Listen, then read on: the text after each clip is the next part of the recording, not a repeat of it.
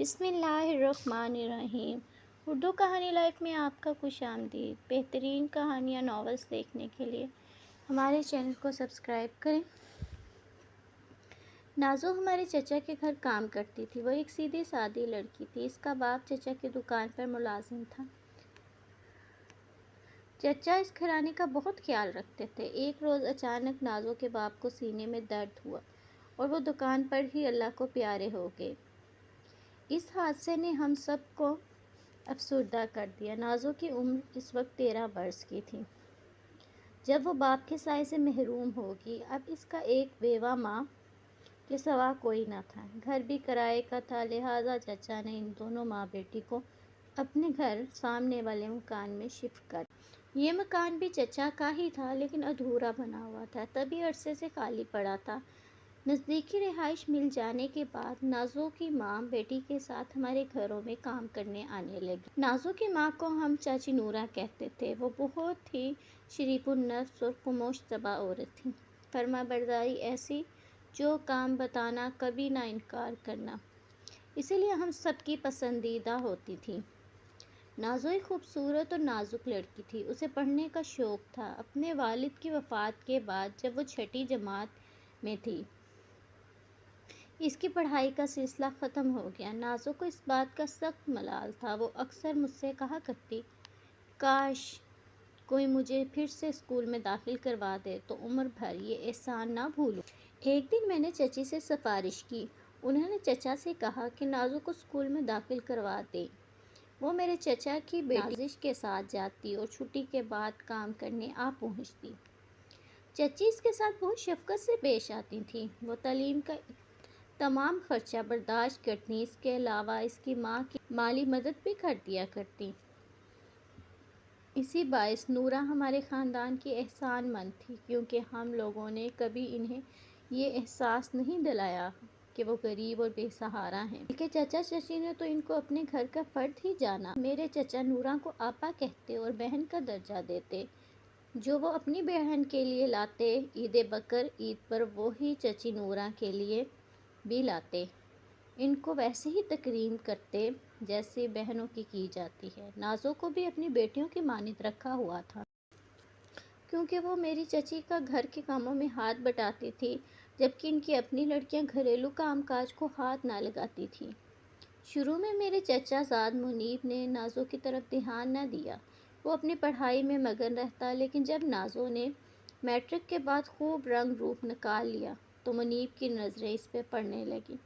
ہمارے چچی نے کوئی نوٹس نہ لیا، جیسے یہ دھیان دینے والی بات ہی نہ ہو۔ منیب چاہتا تھا کہ نازو کو بھی کالج میں داخل کرایا جائے، جب اس کی بہنیں جا سکتی ہیں تو وہ کیوں نہیں جا سکتی؟ تاہم چچی کو یہ بات منظور نہ تھی۔ وہ کہتی تھی، یتیم لڑکی ہے، ہم نے میٹرک تک پڑھا دیا ہے، بس اتنا بہت ہے۔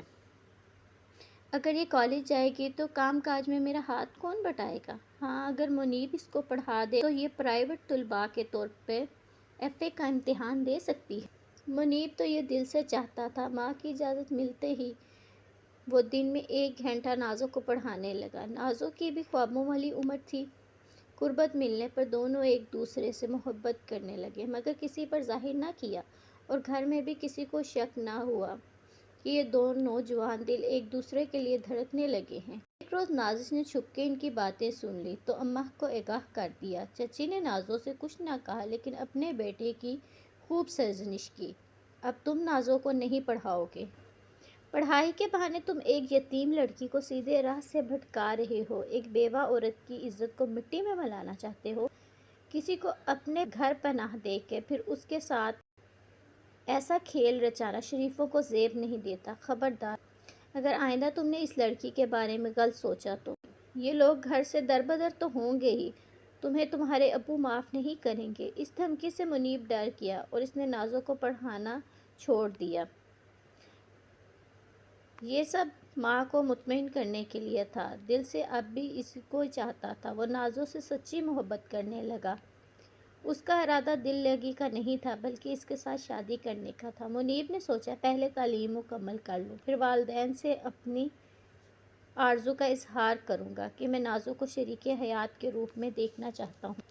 2 سال خاموشی سے گزر گئے۔ نازو نے بھی بہت احتیاط اور تحمل سے کام لیا، اس وقت کا انتظار کرنے لگی جب تک منیب تعلیم مکمل کرنے کے بعد اپنے پیروں پہ کھڑا ہو جائے۔ البتہ یہ دونوں اس وقت گھر والوں سے چھپ کر بات کر لیتے جب چچی گھر پہ نہ ہوتی۔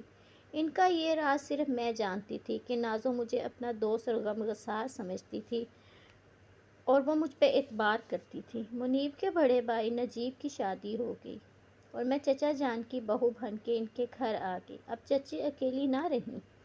شادی کے بعد گھر کی ذمہ داریاں انہوں نے میرے سپرد کر دی۔ میں نے گھر سنبھال لیا۔ تب انہوں نے نازو کی چھٹی کر دی۔ مالی امداد اب بھی وہ اس کی ماں کی کر دیتی، لیکن اپنے گھریلو کاموں سے نازو کو ہٹا دیا کہ بچی اب جوان ہو گئی ہے، اس کا اپنے گھر میں رہنا ہی بہتر ہے۔ مجھے بھی کہا، بیٹی اب یہ گھر تمہارا ہے، اگر چاہو تو کوئی دوسری ملازمہ رکھ لو، لیکن نازو کو واپس اس کی ماں کے پاس بھیج دو، کیونکہ نورا بیمار رہتی ہے اور دیکھ بھال کے لیے اسے اپنی بیٹی کی ضرورت ہے۔ میں سمجھتی تھی کہ وہ ایسا کیوں کر رہی ہیں۔ ان کے دل میں خطرے کی گھنٹی بج چکی تھی۔ نازو اب اپنی والدہ کے پاس رہتی اور ہمارے گھر بہت کم آتی۔ اس کا کم آنا بھی چچی کو شاق گزرتا تھا۔ نازو سے میری دوستی تھی، منیب یہ جانتا تھا، اس لیے اسے جو نازو سے کہنا ہوتا وہ مجھے کہہ دیتا۔ میں مناسب سمجھتی تو نازو کو بتاتی، ورنہ گول کر جاتی، کیونکہ چچی کا پاس تھا اور گھر کا ماحول خراب نہیں کرنا چاہتی تھی۔ تاہم میں اپنے دیور کو بھی ناراض اور ناخوش نہیں دیکھنا چاہتی تھی، کیونکہ وہ اپنے چھوٹے بھائی کی طرح مجھے عزیز تھا۔ مجھے اس کی خوشیاں بھی عزیز تھیں۔ تعلیم مکمل ہو گئی تو منیب کی شادی کی باتیں ہونے لگی۔ چچی چاہتی تھی اس کی شادی وہ اپنی بھانجی فائزہ سے کریں۔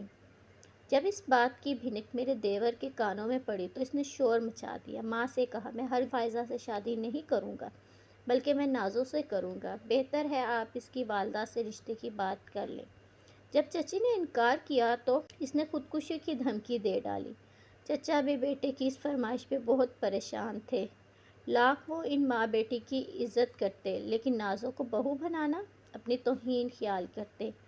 جب دیکھا کہ بیٹے نے بغاوت کر دی تو بہت تدبر سے کام لیا۔ نورا سے نازو کا رشتہ مانگنے کے بجائے ان کے پاس جا کر کچھ ایسی سمجھا آئے کہ وہ بیچاری سر جھکا کر رہ گئی۔ ان دنوں منیب ایک جوشیلا نوجوان تھا۔ یہ عمر ہی ایسی ہوتی ہے کہ دل مصلحتوں کے سامنے نہیں جھکتا۔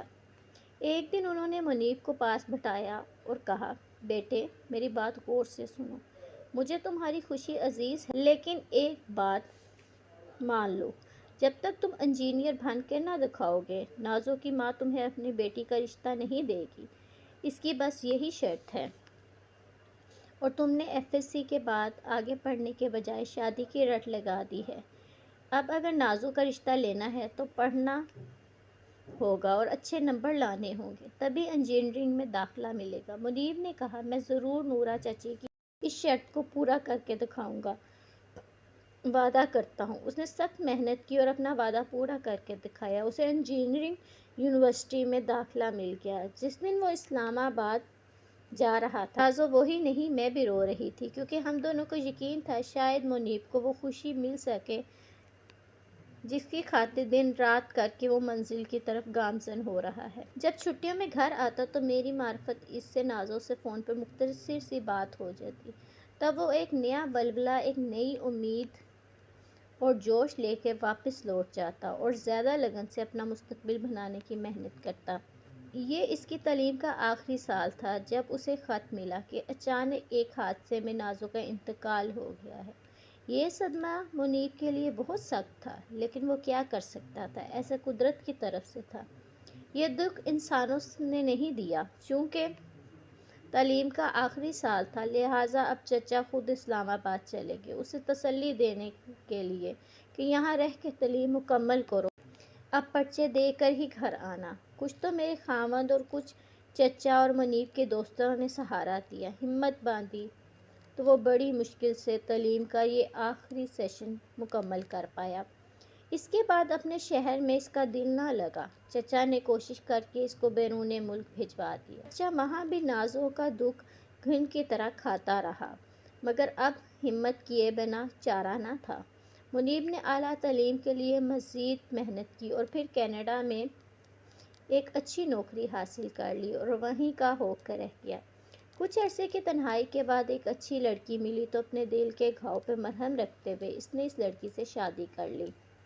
کافی عرصہ گزر گیا۔ ایک دن خیال آیا کہ وطن جانا چاہیے، والدین کو جدائی کا دکھ دینا اچھا نہیں۔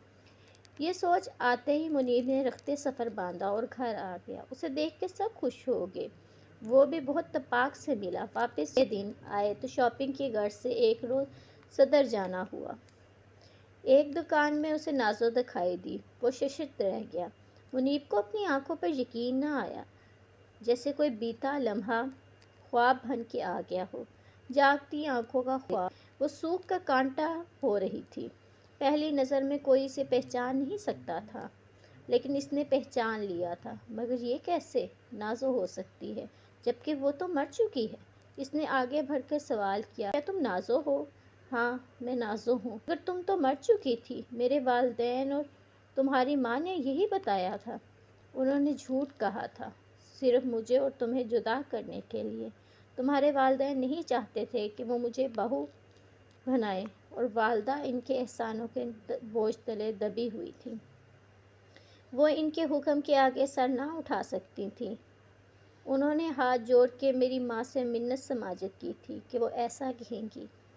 تمہیں اپنے شہر سے دور پڑھنے کے لیے اسی لیے بھیج دیا گیا تھا، اور مجھے والدہ اپنے ساتھ لے کے لاہور آ گئیں، جہاں تمہارے والد نے اپنے دور کے ایک غریب رشتے دار سے میری شادی کرا دی۔ میں وہاں جیتے جی مر گئی اور تمہیں کہہ دیا گیا کہ میں مر چکی ہوں۔ تو ہاں میں مر چکی ہوں۔ میں کب زندہ رہی ہوں؟ کیا تمہیں زندہ لگ رہی ہوں؟ نازو کی بات سن کے منیب کو بہت دکھ ہوا۔